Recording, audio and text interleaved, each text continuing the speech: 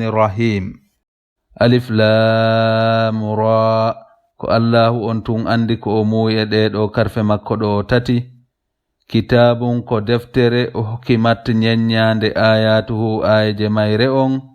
Summa fussilat hoti fensita nyaworeji e sariyaji ko woni e mayre. Min ladun ko immorde ka on hakimin nyenyuɗo khabirin humpitiɗo. Allah ta'budu wonde wota o rewdey illa Allah siwona Allah. Innani no min lakum wonande on minhu e nde alqur'anare nadhirun ko mi hulɓinirowo heferɓe natal yiite wa bashirun ko mi wewlinirowo gomɗinɓe natal aljanna. Wa anistaghfiru rabbakum insinane Allahu joomi moɗon thumma tubu ilayhi hoti tubo ruttoɗon faade e makko yumatti'ikum o dakmitay on mata'an hasanan dakamme moƴƴo ila ajalin ha elajal musamman happangal. Wa yu'ti o okka kulla dhi fadlin kala jon golle fadlahu joddi golle makko ɗen. Wa in tawallaw si woni non ɓe huccitiɓe salike gay e ko noddataɓe kon fa inni makuno min akhafu alaykum miɗo hulani on adhaba yawmin lette nyalande kabirin mawnunde. Ilallahi ko faade ka Allahu on marji'ukum woni ruttorde monden wa huwa kanko Allah ala kulli shay'in e dow kala hunde qadirun ko o waawɗo. Ala hey innahum no kamɓe yasnuna sudurahum hiɓe sowa ɓerɗe maɓɓe ɗen liyastaghfu minhu fiyo ɓe suuɗo Allah. Ala hey hina yastaghshuna fewndo ɓe suddorayno thiyabahum conci maɓɓe ɗin ya'lamu Allahu on no andi ma yusirruna konko ɓe woni suuɗude wa ma yu'linuna e konko ɓe woni feññinde. Innahu no kanko Allah alimun ko anduɗo bi dhati suduri gundoji ɓerɗe ɗen. Wa ma min dabbatin ala e jon wonki fil ardi ka leydi illa alallahi si wona ko Allahu on woni ko fawti rizquha arsukugol kun. Wa ya'lamu Allahu on no andi mustaqarraha nyiɓirde makkun wa mustawda'aha e jaaƴorde makkun. Kullum kala e koko jantaɗo fi kitabin mubinin no windi kalawhil mahfuz. Wa huwa allazi ko kanko Allah woni on khalaqa as-samawati taguɗo asma'uji ɗin wal arda e leydi ndin fi 6 ayyamin e nder balɗe 6. Wa kana laati arshuhu arsh makko on alal ma'i ko ka dow ndiyan ko adi o tagude leydi e kammu. Liyabluwakum fiyo o jarribo on ayyukum ko hombo e moɗon ahsanu amalan ɓurata moƴƴinde golle. Wala in qulta wallahi se a wi'i innakum no onon mab'uthuna ko on immintinteɓe min ba'dil mawti ɓaawo mayde nden la yaqulanna alladhina kafaru ma wi'u ɓen heferɓe in hadha ɗum wonali illa sihrun si wona ko mbilew mubinum ɓanguɗo. Wala in akharna anhum wallahi si a nenniti e maɓɓe al azaba ɗe e lette ila ummatin ha e dumunde ma'adudatin happande la yaqulannama ɓe wi'u ma yahbisu ko hen ɗum tongi jippagol lette ɗen. Ala hey yawma ya'tihim nyande lette ɗen arataɓe laysa masrufan anhum ɗe wonali duñeteɗe itte gay e maɓɓe. Wa haqa bihim waɗɗo e maɓɓe ma kanu bihi konko ɓe laati e muɗum yastahzi'una hiɓe jalkita wi'ugol addan men lette ɗen. Wala in azaqnal insana wallahi se a meɗini neɗɗanke on minna immorde amen rahmatan yurmende thumma naza'naha hotiya itti ɗum minhu e makko innahu no kanko neɗɗo on la ya'usun ko o hewɗo taƴagol yurmende Allah nden kafurun dullowo yeddanemaji makko ɗin.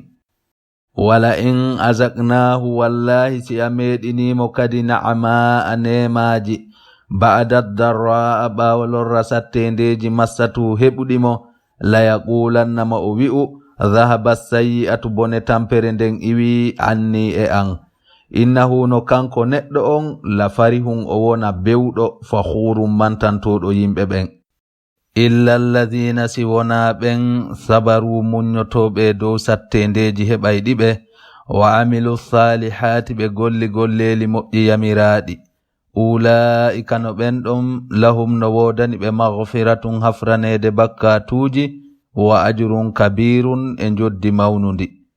fala'allaka hawnaki an yo nelaɗo tarikun acca yottingol ba'da ma yuha yoga e konko wahayna ilayka faade e maɗa wa da'iqun hino ɓitti bihi sabu yottingol ɗum sadruka ɓernde ma nden an yaqulu fi wota ɓe wi'u lawla unzila alayhi ko hanno jippine e makko kanzun galu aw jaa ma'ahu ma ara wondude e makko malakum malaikajo kono gonginamo. innama anta anduno an yo nelaɗo nadhirun ko a wajotoɗo. wallahu allahu on ala kulli shay'in e dow kala hunde wakilun ko o deeno. am ko woni gonga yaquluna heferɓe ɓen wi'i iftarahu a fefindi alqur'anare nden. qul maako yo nelaɗo fa atu adde bi ashri suratin simoje 10 mithlihi sifa alqur'ana muftarayatin fefindaɗe. wad'u nodde man istata'tum kala konko taaqana ɗon wallay on fefindagol min dunillahi ko wori allahu on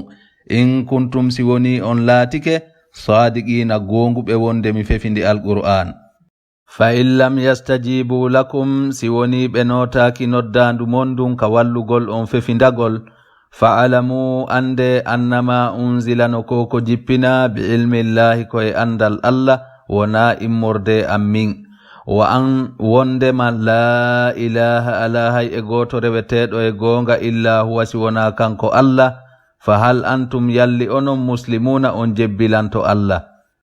man kana kala on laatiɗo yuridul hayata dunya himo faala gurdan aduna lannayɗan wa zinataha e cuɗari aduna nuwaffi ilayhim men hawrindinay faade e ɓen ɗon a'malahum joddigol leeli maɓɓe ɗin fiha ka aduna wahum kamɓe fiha ka aduna la yabkhasuna ɓe ɗuytantake hay e hunde. ulaika alladhina ko ɓen woni ɓen laysa lahum alanaɓe fil akhirati kala hara illa nnaru si wona yiite wa habita boni ma sana'u fiha konko ɓe gollanno lahara wa batilun ɗum ko mere ma kanu konko ɓe laati ya'maluna hiɓe gollayno. afaman kana e ko on laatiɗo ala bayyinatin himo e dow hujja feeñuɗo ɗum woni nelaɗo on min rabbihi immorde ka joomi makko wa yatluhu himo janga alqur'anare nden shahidun hino seeditanimo e dow gongugol alqur'an minhu ko immorde ka allah wa min qablihi no ko atti alqur'ana kitabu musa deftere annabi musa nden himo seediti e dow gongugol nden ɗon kadi ɗum woni sayyidina jibril imaman ko nde nyentintende wa rahmatan ko nde yurmende. ulaika no ɓen ɗon yu'minuna bi ɓe gomɗini alqur'anare nden. wa man yakfur bihi goto wo yedduɗo alqur'anare nden minal ahzabi immorde e feddeji heferɓe ɓen fannaru ko yiite ngen maw'iduhu woni fodore makko nden. fala taku wota ala to fi miryatin e sikke minhu e gongugol alqur'an. innahu no nde e alqur'anare alhaqqu ko nde gonga min rabbika ko immorde ka joomi maɗa walakinna ko woni tun aksara nnasi ko ɓuri hewde e yimɓe ɓen la yu'minuna ɓe gomɗina allah. wa man azlamu ala non fuɗɗo toñude mimman iftara foti on fefindiɗo alallahi o dambite allah kadiban fenande o shirkani allah. ulaika no ɓen ɗon yu'raduna ɓe weɓitoyte ala rabbihim ka joomi maɓɓe wa yaqulul ashhadu seedeɓe ɓen wi'a haula'i ko ɓeɗo alladhina woni ɓen kadhabu fenuɓe ala rabbihim faade e joomi maɓɓe ɓe shirkanimo. ala hey la'anatullahi woɗɗinede yurmede allah nden woni ala zalimina e dow ɓen toñoɓe. alladhina ɗum ko ɓen yasudduna sakkotoɓe yimɓe ɓen an sabilillahi gay e laawol diina allah kan wa yabghuna ha hiɓe ɗaɓɓana diina kan iwajan oñorgal wahum ɓen ɗon bil akhirati gay e lahara on hum kamɓe kafiruna ko ɓe yedduɓe. ulaika no ɓen ɗon lam yakunu ɓe wonali mu'jizina laawotoɓe allah fil ardi ka leydi wa ma kana lahum latanaki ɓe min dunillahi ko wori allah min awliyaa weldiɗɗo mono duñana ɓe lette ɗen. yudaafu lahum so wante ɓe al azabu lette ɗen ma kanu ɓe laataki yastati'una sam'a hiɓe taaqana nanugol goonga on wa ma kanu ɓe laataaki yubsiruna yi'ay ɓe goonga on. Ulaika alladhina ko ɓen woni ɓen khasiru hayrimɓe anfusahum wonkiiji maɓɓe ɗin wa dalla anhum majjiri ɓe ma kanu konko ɓe laati yaftaruna hiɓe fefindo shirkana Allah. La jarama ko goonga tigi annahum no kamɓe fil akhirati kala hara humul akhsaruna kamɓe woni ɓurɓe ɓen e hayrude. Innal ladhina amanu anduno ɓen gomɗinɓe Allah wa amilu salihati ɓe golli golleeli moƴƴi yamiraaɗi wa akhbatu ɓe tabiti ila rabbihim faade e rewgol joomi maɓɓe ulaika no ɓen ɗon ashabul jannati woni yimɓe aljanna hum kamɓe fiha ka aljanna khaliduna ko duumotoɓe. Mathalul fariqayni sifa feddeji ɗin ɗiɗi fedde julɓe ɓen e fedde heeferɓe ɓen kal a'mano wayi wano on bunɗo wal asammi faaɗuɗo ɗum woni fedde heeferɓe ɓen wal basiri e on yi'owo wassami'i nanowo ɗum woni fedde julɓe ɓen hal yastawiyani masalan tawsi ɓe ɗiɗo ɗo fotay misal ɓeɗo fotata afala tadhakkaruna e on waajitotako koni waajite.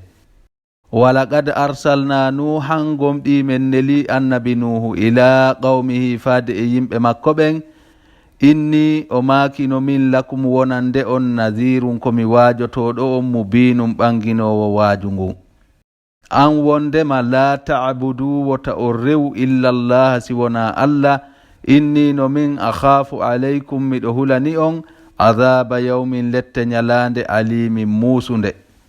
Faqala almala'u hooreɓe mbatu ngun wi'i alladhina kafaru ɓen heeferɓe min qawmihi immorde e yimɓe makko ɓen ma naraka men yi'alima illa basharan si wona ko a neɗɗanke mislana sifa amen wa ma naraka men yi'alima attaba'aka no jokkuma illa alladhina si wona ɓen hum womɓe araziluna ko ɓurɓe ɓen hoyde amen baadiya ra'ay bonuɓe feere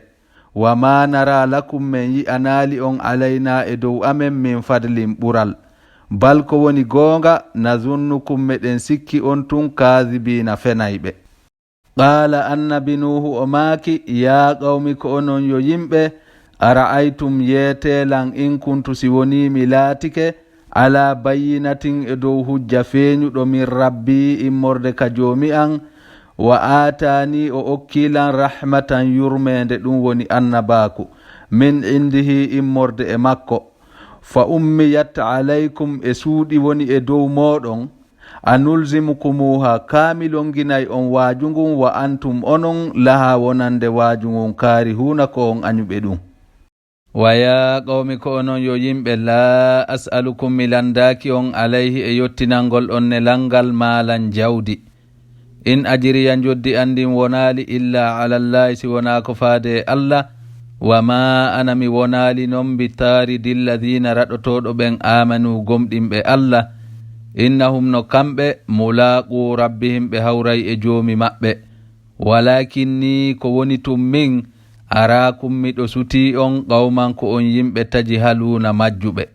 Wa ya qawmi ko onon yo yimɓe man yansuruni ko hombo walla tammi o haɗanammi minallahi immorde e lette Allah ɗen in tarattuhum si woni mi raɗike ɓe afala tadhakkaruna e on waajitotako koni waajite. Wala aqulu lakum mi wi'anta on indino ka an khazainullahi cottirɗe ngaluuji Allah ɗin wala a'lamul ghaiba mi anda kadi ko wirni kon wala aqulu mi wi'ata innino min malakun ko min malaikajo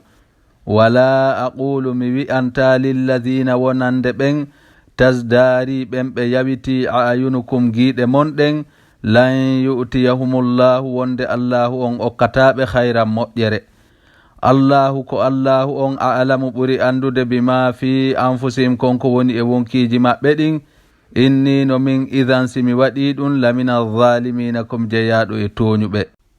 Qalu ɓe wi'i ya nuhu ko an yo nuhu qad jadaltana gomɗi a wenjimen fa aktharta ɗuɗɗinɗaji dalana wenjugol men fa atina addan men bima ta'iduna konko wonɗa men kambirande immorde e lette in kunta si woni a laatike min as-sadiqina ko a jeyaɗo e gonguɓe lette ɗen no woodi.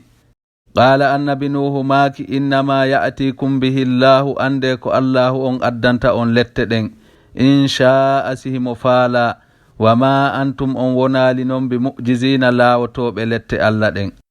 wala yanfa'ukum nafata on nushi laaɓal angal in arattu si woni mi faandike an ansaha lakum de mi laaɓanta on in kana allahu si woni allahu on yuridu ko o faandi an yoghwiyakum ko nde o bewinta on huwa ko kanko allah rabbukum woni joomi moɗon wa ilayhi ko faade ka makko turja'una woni ko ruttete ɗon ɓawti mayde nden am ko woni goonga yaquluna ɓe heferɓe wi'i iftarahu wonde a fefindi nde alqur'anare yo nelaaɗo qul ma ko in iftaraytuhu si hawri mi fefindi nde e alqur'anare fa alayya no fawilan ijrami joddi bakkatu an wa ana min bari komi woɗɗitiɗo mimma tujrimuna immorde konko wonɗon e bakkon ɗinde wa uhiya wahayna ila nuhin faade annabi nuhu annahu wondema lan yu'mina gomɗinta min qawmika immorde e yimɓe maɓen illa man qad amana si wona ɓen gomɗinnoɓe fala tabta'is wota asuno bima kanu konko ɓe laati yaf'aluna hiɓe golla wasna il fulka lesulana kam bi ayunina e ngaynaku amen ko menen woni ko renatama wa wahayna men yamiri wala tughatibuni wota yewtan filladina zalamu fi ɓen toñuɓe nennangol ɓe lette ɗen innahum no kamɓe mughraquna ko ɓe yoleteɓe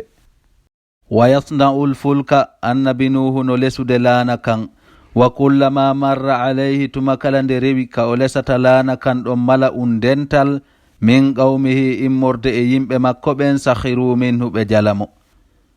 qala o maaki in taskharu minna si woni tun on jalimen fa inna no menen naskharu minkum men jalitoto on kama taskharuna wano jalirton men ni fa sawfa ta'lamuna aray andon man ya'tihi on mo arata ɗum adhabun lette yukhzihi ɗe no wirtamo wa yahillu alayhi jippo e dow makko adhabun muqimun lette duumiɗe hatta idha jaa hande aruno amruna fiyaki amen on e halkugolɓe wa farat tan nuru kuɓɓinirɗe ɗen fati ndiyan qulna men daali ihmil ƴawnu fiha kalana min kulli zawjayni immorde e kala noneji resindirayɗi isnayni ɗiɗi wa ahlaka e ɓeygure ma nden illa man sabaqa alayhi si wona on mo aditi e dow muɗum alqawlu konngol lette ɗen wa man amana e kala on gonɗinɗo wa ma amana gomɗinano non ma'ahu wondude annabi nuhu illa qalilun si wona seeɗaɓe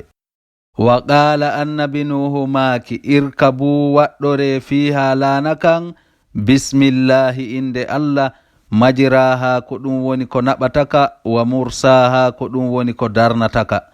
inna rabbi anduno joomi an la gafurun ko hafrowo bakkatu rahimun hinnotoɗo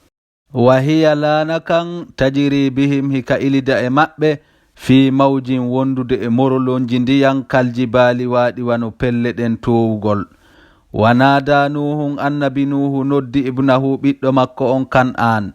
wa kana on laatino fi ma'azilin ka woɗɗiti laana kan ya bunayya o maaki ko an yo ɓiɗɗo an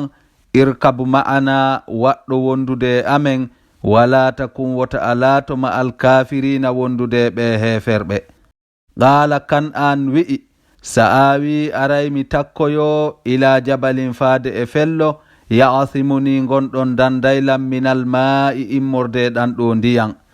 qala annabi nuhu maaki la asima alyawma ala hay e goto daɗowo hande min amrillahi immorde e lette allah ɗen illa man rahima si wona on mo allah yurmini wa haala heedi on say baynahuma hakkunde maɓɓe almawju morolonji ndiyan ɗin fa kana o laati kanko kan an minal mughraqina jeyaɗo e yolaɓɓen wa qila wi'a ya ardu ko an yo leydi ibla'i ɓennu ma aki ndiyam maɗan wa ya sama'u ko an yo asama aqli'i jogito ndiyam maɗan wa ghidal ma'u ndi'e ɗen ɗuyti wa qudiyal amru fiyake lettugol heferɓe ɓen ñaawa wastawat laana kan daroyi alal juudiyi e ngoɗo fello wi'etengo juudiyi waqila on say wi'a bu'udan halkare wodani lil qawmi dhalimina wonande ɓe yimɓe toñoɓe.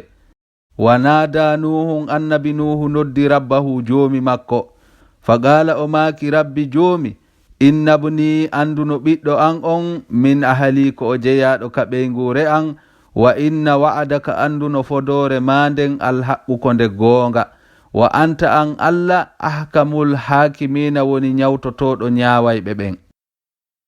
Qala allahu on daali, ya nuhu ko an yo nuhu, innahu no ɓiɗɗo ma on laysa on ɗon laataki min ahalika jeyaɗo ka ɓeygure ma nde mi dandata nden. Innahu no landagol ma yo mi dandu ɓiɗɗo ma on amalun ko golle gayru salihin ɗe wona moƴƴe. Fala tas'alni wota alandolam ma laysa laka bihi ilmun konko andal alanama e mu'un. Inni no min a'iduka miɗo wajadema an takuna fi wota alato min aljahilina jeyaɗo e majjuɓɓen. Qala annabi nuhu o maaki rabbi joomi, inni no min a'udhu bika mi molorima an as'alaka nde mi landotoma ma laysa li bihi ilmun konko andal alanalan e mu'un, wa illa taghfir li si a hafranalilan wa tarhamni hinniɗami akum mi latoto min alkhasirina jeyaɗo e hayruɓɓen. Qila wi'a ya nuhu ko an yo nuhu, ihbit jippo bisalamin wondude e kisiye minna immorde amen, wa barakatin e moƴƴereji alayka e dow maɗa, wa ala umamin e dow mofte mimman ma'aka immorde ɓen wonduɓe maɗa kalana. Wa umamum mofte go'o sanumatti uhum aray men dakmitaɓe, thumma yamassuhum hooti memaɓe minna immorde amen adhabun alimun lette musuɗe. Tilka ɗiɗo qissaji jantaɗi min amba'il ghaibi ko jeyaɗum e habaruji wirniɗi, nuhi ha meɗen wahaynaɗi ilayka faade e maɗa yo nelaɗo, ma kunta alatanoki ta'alamu ha hiɗa andiɗi, anta an wala qawmuka wona yimɓe maɓen min qabli hadha ko atti ndeɗo alqur'anare. Fasbir munyo e dow lorraji ko yimɓe maɓen lorrete kon, innal aqibata anduno battane yettiniɗe ɗen lil muttaqina ko wonande ɓen hulayɓe Allah. Wa ila adin men neli faade adin ko ɓen akhahum musiɗɗo maɓɓe on hudan no wi'e annabi Hud. Qala o maaki ya qawmi ko onon yo yimɓe, e ibudullaha wowtinɗine allahu on rewonmo, malakum alana on min ilahi reweteɗo go'o gayruhu ko woori Allah. In antum on wonali illa muftaruna si wonahi ɗon fefindade shirkiji dambiton e Allah. Ya qawmi ko onon yo yimɓe, la as'alukum mi landaki on alayhi e dow yottinangol on ne langal ajiran joddi. In ajiriya joddi andin wonali illa ala alladhi si wona faade on fatarani taguɗolan. Afala ta'qiluna e onon kan on hakkilta koni hakkile. Wa ya qawmi ko onon yo yimɓe, istaghfiru rabbakum insinane joomi moɗon, thumma tubu ilayhi hooti tubo ruttoɗon faade e makko. Yursili samaa o wurtay asama on alaykum e dow moɗon midraran toɓo juurowo, wa yazidkum o ɓeyda on quwwatan doole ila quwwatikum faade e doole mon ɗen, o ɓeyda on jawdi e ɓiɓɓe. Wala tatawallaw wota on huccutu gay e iman on mujrimina hara ko on bomɓe. Qaalu on say ɓe wi'i, yahudu ko an yahudu, ma ji'itana kala ko addanɗamen bi bayyinatin immorde e hujjaji feeñuɗi, wa ma nahanu men wonali bi tariki accitayɓe rewgol alihatina reweteɗi amen ɗin, an qawlika gay e ngol ɗo konngol ma, wa ma nahanu laka men wonanalima kadi bi mu'minina gomɗinayɓe. In naqulu men wi'ali illa itiraka si wona heɓinima ba'du alihatina yo gayɗi reweteɗi amen bisu in bone. Qala o maaki kanko annabi Hudu, inni no min ushhidullaha miɗo senna Allah, washhadu seede anni no min bari un ko mi woɗɗitiɗo mimma tushrikuna immorde konko wonɗon e shirkude. Min dunihi hiɗo rewa ko wona Allah, fakiduni fewjanelan jami'an on dendangal onon e shirkiraɗi mon ɗin, summa la tunziruni hoti wota on nennanan. inni no min tawakkaltu miɗo fawi alallahi faade Allah rabbi kanko woni joomi an wa rabbikum kanko woni joomi moɗon ma min dabbatin ala e riɓaykun illa huwa si wona ko kanko Allah akhidun woni ko nangata binasiyatiha njuburu makkun inna rabbi anduno joomi an ala siratin himo e hoore laawol mustaqimin fewugol fa in tawallaw si woni on hucciti on salike gay e imanu on fagad ablagtukum gomɗimi yottinani on ma ursiltu bihi konko mi nulida e muɗum ilaykum faade e moɗon wa yastakhlifu aray lontina rabbi joomi an qawman yimɓe gayrakum ko wona onon wala tadurrunahu on lorrirtamo shay'an hay e hunde inna rabbi anduno joomi an ala kulli shay'in e dow kala hunde hafizun ko o reenuɗo walamma ja'atumande aruno amruna lette amen ɗen najjayna huudan men dandi annabi hud walladina amanu e ɓen gomɗinɓe ma'ahu wonduɓe makko bi rahmatin sabu yurmede minna immorde amen wa najjaynahum men dandiɓe min adabin immorde e lette ghalidin tiiɗuɗe wa tilka aadum ɓe aadinkoɓe jahadu ɓe yeddi bi ayati rabbihim ayaje joomi maɓɓe ɗen wa asaw ɓe yeddi kadi rusulahu nelaɓe makko ɓen wattaba'u ɓe jokki amra fiyake kulli jabbarin kala on dundarankejo anidin sandal ɗiɗo saliɗo goonga wa utbi'u ɓe jokkintina fi hadhihi dunya e oɗon gurdan aduna la'anatan kuddi wa yawmal qiyamati e nyande dargal kadi tagore nden fof huɗayɓe ala hey inna aadan anduno ɓe aadinkoɓe kafaru rabbahum ɓe yeddi joomi maɓɓe ala hey bu'udan halkare wodanili aadin wonande ɓe aadinkoɓe qawmi hudin yimɓe annabi hud wa ila samuda men neli faade e samudankoɓɓen akhahum musiɗɗo maɓɓe on salihan annabi salih qala o maaki ya qawmi ko onon yo yimɓe ibudullaha wowtinɗine allahu on rewonmo malakum alana on min ilahi reweteɗo go'o gayruhu ko woori allah huwa ko kanko allah ansha'akum woni ko sincitagu mongum minal ardi immorde ka leydi wasta'amarakum o wurni on fiha ka leydi fastaghfiruhu insinanemo thumma tubu ilayhi hoti tubo ruttoɗon faade e makko inna rabbi anduno joomi an qaribun ko o ɓattiɗo mujibun ko o jaabinowo du'a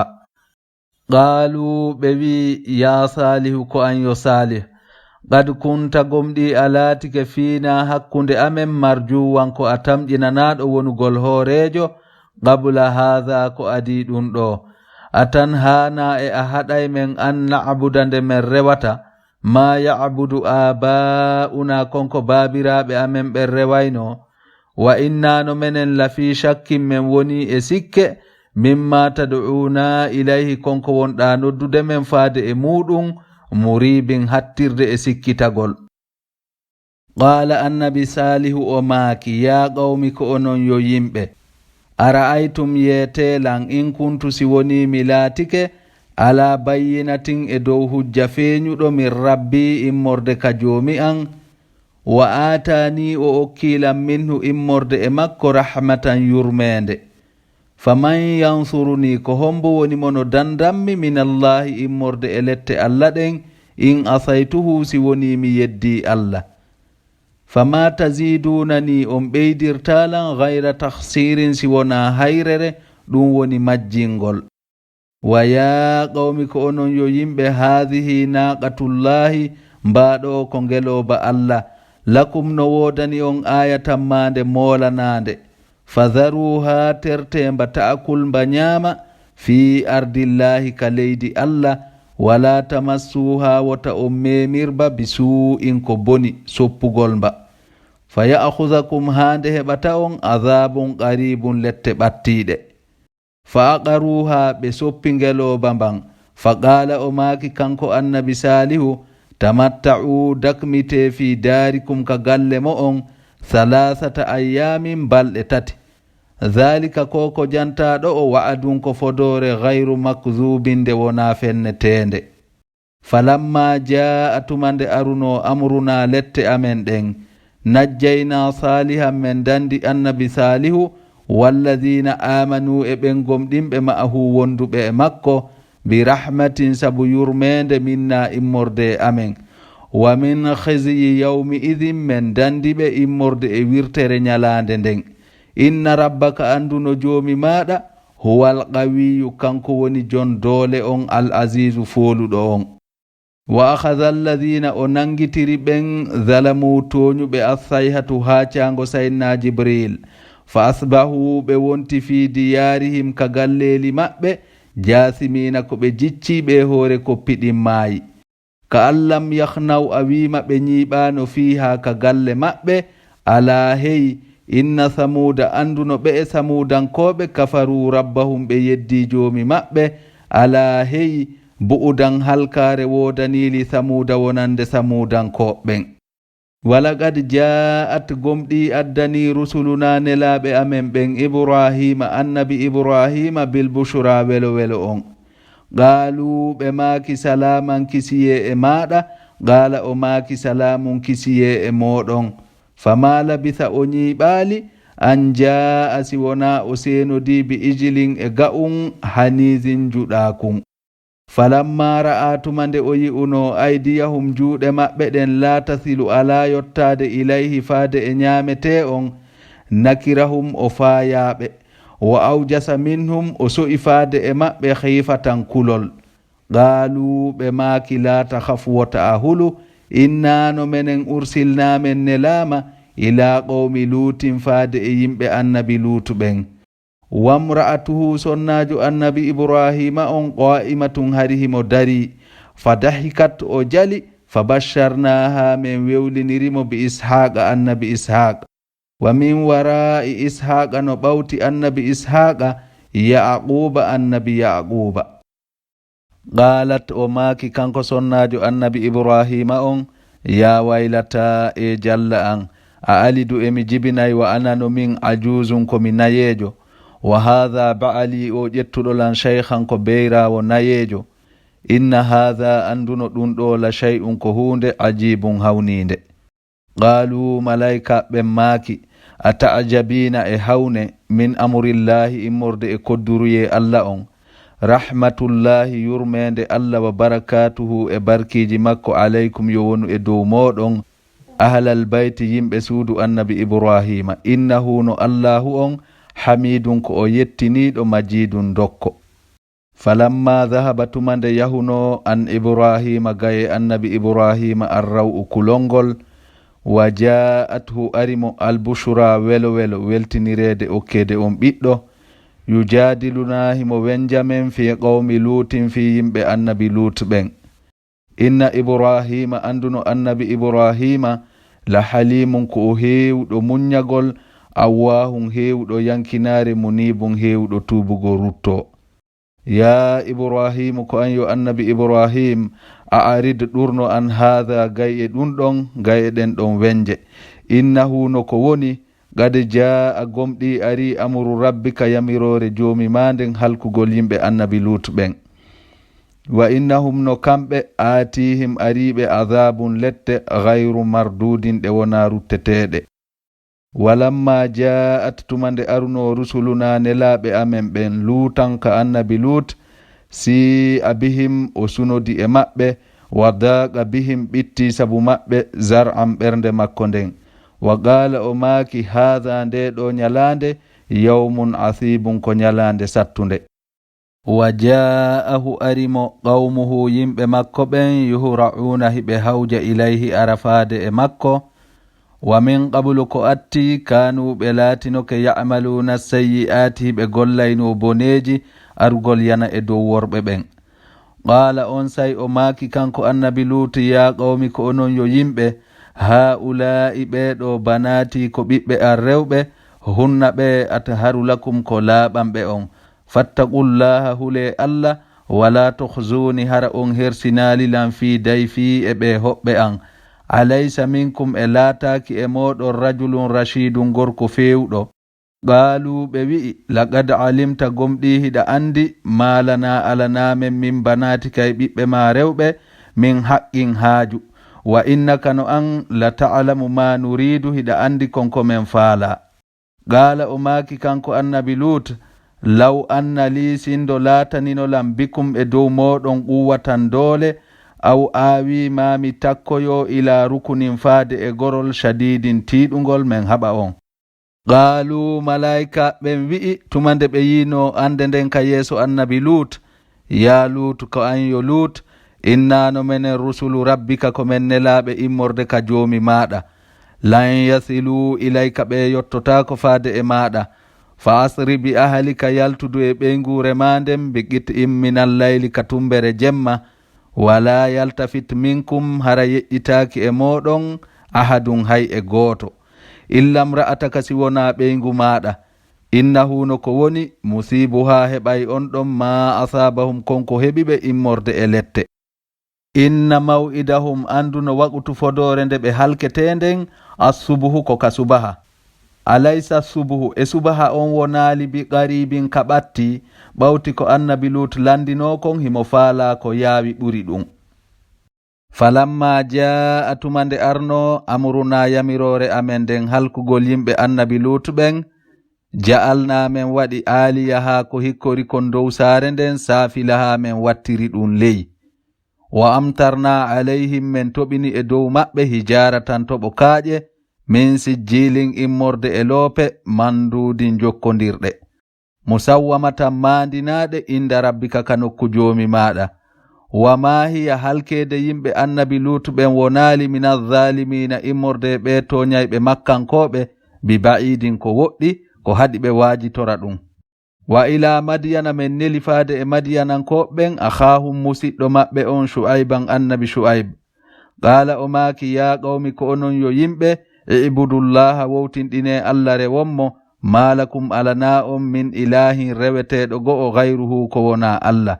wala tanqusul mikyala wota on ɗuytu ete ɗen wal mizana e peese ɗen, inni no min arakum mi yi'ani on si woni on timmini ɗum bi khayrin moƴƴere,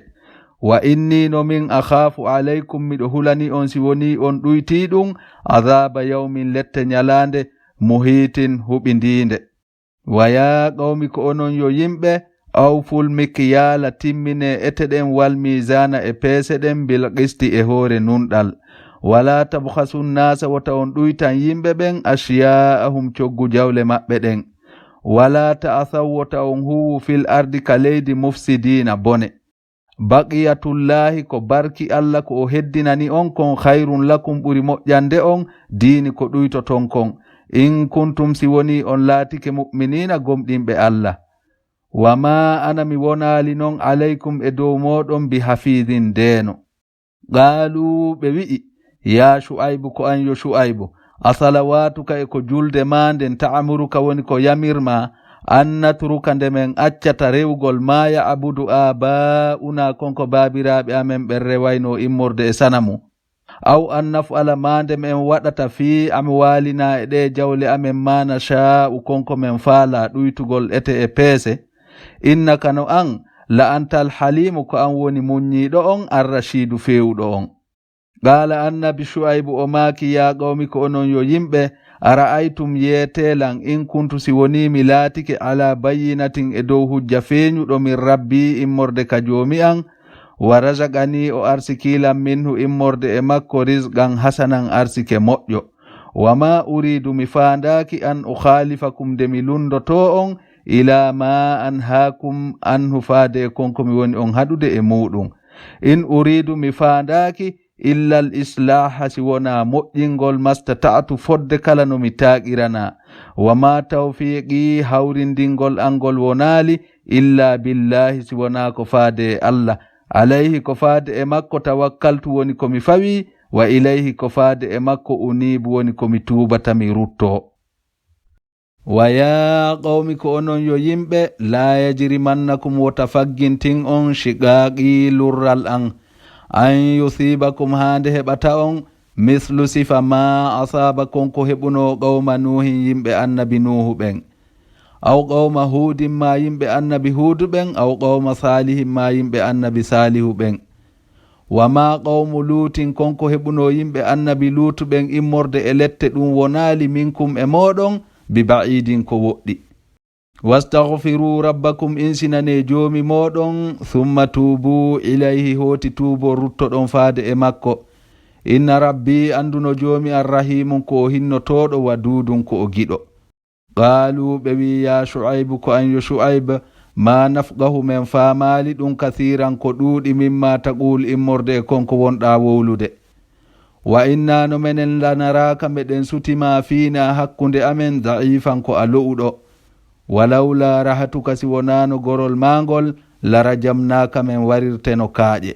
wa ma anta a wonaali alayna e dow amen bi azizin tedduɗo. qaala o maaki kanko annabi shu'aybu ya qawmi ko onon yo yimɓe arahati e ko gorol angol a'azzu alaykum ɓuri teddude e moɗon minallahi diini allah. wattakhastumuhu on jogitike allahu on wara'akum ɓaawo moɗon zihriyan hawkaɗo ka ɓaawo keeci mo on. inna rabbi anduno joomi an bima ta'maluna kala konko golloton muhitun ko o huɓindiɗo. wa ya qawmi ko onon yo yimɓe imalu golle ala makanatikum e dow nokku mo on inni no min amilun komi gollowo e dow nokku an. sawfa ta'lamuna araynon andon man ya'tihi on mo arata ɗum adhabun lette yukhzihi ɗe no wirtamo. wa man huwa e on wonɗo kadibun fenowo. wartaqibu habbite yamirore allah nden inni no min ma'akum wondude e moɗon raqibun komi habbitiɗo. walamma jaa tumande arno amruna yamirore amen nden fi halkugolɓe najjayna shu'ayban men dandi annabi shu'aybu wallazina amanu e ɓen gomɗinɓe ma'ahu wonduɓe makko bi rahmatin sabu yurmede minna immorde amen. wa akhazati llazina men nangitiri ɓen zalamu toñirɓe shirka assayhatu ha cango sayyidina jibril fa asbahu ɓe wonti fi diyarihim ka galleli maɓɓe jasimina ko jicciɓe hoore koppiɗin maayi. ka allam yagnaw a wima ɓe ñiɓano fiha ka saare maɓɓe ala hey bu'udan halkare wodanili madiyana ɓe madiyanankoɓe kama ba'idat wano halkirano noon samuda ɓe samudankoɓe.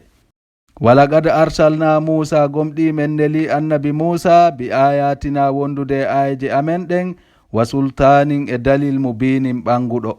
ila fir'auna ha ka fir'auna wa mala'ihi e hooreɓe mbatu makko ngun fattaba'u ɓe jokki amra fir'auna yamirore fir'auna nden wa ma amru fir'auna yamirore fir'auna nden wonaali bi rashidin fewnde. yaqdumu fir'auna ardoyto qawmahu yimɓe makko ɓen yawmal qiyamati ñande darngal fa awradahum o jolida e maɓɓe annara ka yiite. wa bi'isa yiite ngen boni alwirdul mawrudu jolirde nde ɓe joli. wa utbi'u ɓe jokkintina fi hadhihi e oɗo aduna la'anatan kuddi wa yawmal qiyamati e ñande darngal. bi'isa boni arrifdul marfudu ballal ngal o walli ɓe ngal. dhalika koko jantaɗo o min amba'il qura ko jeya ɗum e habaruji ca'e naqussuhu alayka meɗen qisso ɗum e dow maɗa yo nelaɗo min ha no eɗen ca'e kaɓe halkaɗon qa'imun ko ñiiɓi hara batte mum on no yi'o wa hasidun e ko soña hara batte mum on yi'otako. wa ma zalamnahum men toñano ɓe men lettiɓe walakin ko woni zalamu anfusahum ko wonkiji maɓɓe ɗin woni ko ɓe toñirno shirka. fama aghnat anhum duncanano ɓe alihatuhum reweteɗi maɓɓe ɗin allati yad'una ɗin ɗi ɓe rewayno min dunillahi ko woori allah min shay'in hay e hunde. lamma jaa tumande aruno amru rabbika lette joomi maɗen wa ma zaduhum ɗi ɓeydanoɓe ghayra tatbibin si wona halakuye. wa kadhalika ko wanoni tigi akhzu rabbika woni nangal joomi mangal idha akhadha alqura si woni tun o nangi yimɓe ca'e wa hiya haray yimɓe ca'e ɗen zalimatun ko toñirɓe shirka. inna akhadahu anduno nangal allah ngal alimun ko musungal shadidun ko sattungal. inna fi dhalika andu woni e koko jantaɗo o la ayatan mande molanande tindinorde bawgal allah ngal liman khafa wonande kala on huluɗo azabal akhirati lette ɗen kala hara. dhalika ñalande darngal yawmun ko ñalande majmu'un lahu nde moɓidiroyte e muɗum annasu yimɓe ɓen wa dhalika nde ñalande darngal yawmun ko ñalande mashhudun seeditoytende. wa ma nuakhiruhu men nennitirali nyalande nden illa li ajalin siwona ha elajal ma'adudin andangal ka Allah. Yawma ya'ati janto nyande arata nyalande nden la takallamu yewtata nafsun wonki illa bi iznihi siwona edungaye Allah. Faminhum no emabbe shaqiyum malkisado wa sa'idun emalado. Fa amma alladhina amma ben shaqu malkisabe fa finnari be wono yai kander yite lahum no wodani be fiha kander yite ton jafirun olagol wa shahiqun e onugol. Khalidina fiha ko ton woni ko be luttata ma damati samawatu embere konko dumi asma'uji din wal ardu e leydi ndin illa ma sha'a rabbuka siwona konko jomi ma muy e beydutugol e dow dum don. Inna rabbaka anduno jomi maɗa fa'alun ko o waɗowo lima yuridu kala konko o faala. Wa amma alladhina amma ben su'idu malaɓe fa fil jannati ɓe wono yayka nder aljanna khalidina fiha ko ton woni ko ɓe dumoto ma damati samawatu embere konko asma'uji ɗin duumi wal ardu e leydi ndin illa ma sha'a rabbuka siwona konko jomi ma muy e ɓeydutugol e dow ɗum. Ata an ɗum ko dokke ghayra majzuzin ɗe wona taƴayɗe. Fala taku wa ta'ala to yonelaɗo fi miryatin e sikke mimma ya'budu immorde e konko woni rewde haula'i ɓeɗo yimɓe ma ya'buduna ɓe ala rewde illa kama ya'budu siwona wano rewirayno aba'uhum babiraɓe maɓɓe ɓen min qablu ko atti. Wa inna no menen lamu waffuhum men timminanayɓe nasibahum geɓe maɓɓe ɗen immorde e lette ɗen ghayra manqusin ko aldawo e ɗuytugol. Walaqad atayna Musa gomɗi men okki annabi Musa alkitaba deftere tawrata nden fakhtulifa fihi ɓe lutondiri e mayre walawla kalimatun siwonano kongol sabaqat aditinongol ngol min rabbika immorde ka jomi maɗa laqudiya baynahum ñaawete no sendindire hakkunde maɓɓe. Wa innahum no kamɓe la fi shakkin ɓe woni e sikke minhu e deftere nden muribin hattirde e sikkitagol. Wa inna kullan andu woni e kala e ɓe jantaɓe ɗo lamma la yuwaffiyannahum siwona wallahi ma timminan ɓe yoɓa ɓe rabbuka joomi maɗa a'malahum joddigol leeli maɓɓe ɗin. Innahu no kanko Allah bima ya'maluna kala konko ɓe gollata khabirun ko o humpitiɗo. Fastaqim ñiɓu yonelaɗo kama umirta wano yamiraɗanon wa man taba e kala on tubuɗo ma'aka wondude e maɗa wala tatkhawwata on bew innahu no kanko Allah bima ta'maluna kala konko golloton basirun ko o renuɗo. Wala tarkanu wota on oño weldoyon ilal ladina zalamu faade ɓen toñirɓe shirk yiɗon ɓe walla yiɗon ko ɓe watta kon. Fatamassakum hande memata on annaru yite ngen wa malakum alana min dunillahi ko wori Allah min awliya a weldiɓɓe beno walla on summa la tunsaruna hoti on faabetake. Wa aqimi salata ñinnu julde nden tarafayin nahari kaseraji ɗiɗi ñalorma on ɗum woni subaha fana e alansara. Wa zulfan minal layli e katumbere jemma on futuro e geeƴe. Innal hasanati anduno moƴƴi ɗin yuzhibuna sayyi'ati ɗi ittay bonɗi ɗin. Zalika koko jantaɗo o zikra ko waaju lizzakirina wonande ɓen waajitotoɓe. Wasbir munyo fa inna allaha anduno allahu on la yudi'u o yebata ajiral muhsinina joddi ɓen moƴƴinɓe dewe mu'un. Falawla kana ko hanno laato laatanoki minal quruni immorde e gireeli feƴƴunoɗi min qablikum ko atti on ulu baqiyatin jomiraɗi diina yan hawna haɗaynoɗi anil fasadi gay e ko boni kon fil ardi ka leydi illa qalilan siwona seeɗaɓe mimman anjayna immorde ɓenɓe men dandi minhum e maɓɓe. Wattaba alladhina jokki ɓen zalamu toñirɓe shirk ma utrifu fihi konko ɓe nemina e muɗum wa kanu ɓe laati mujrimina yimɓe bomɓe. Wa ma kana rabbuka joomi ma siforali li yuhlikal qurande o halkata yimɓe ca'i bi zulmin e hoore tooñe ko alda e bonnere maɓɓe nden. wa ahluha hara yimɓe cayɗen muslihuna ko gomɗinɓe Allah moƴƴini dewe mum ɗen. Walaw sha'a rabbuka sindo joomi maɗa yiɗuno la ja'ala nnasa o waɗayno yimɓe ɓen ummatan wahidatan jama rewayɓe diina woota diina l'islam. Wala yazaluna ɓe serata mukhtalifina hiɓe lutondira e diina kan. Illa man rahima rabbuka si wona on mo joomi maɗa yurmini walidhalika ko e ngal ɗon lutondiral khalaqahum woni ko Allahu on tagi ɓe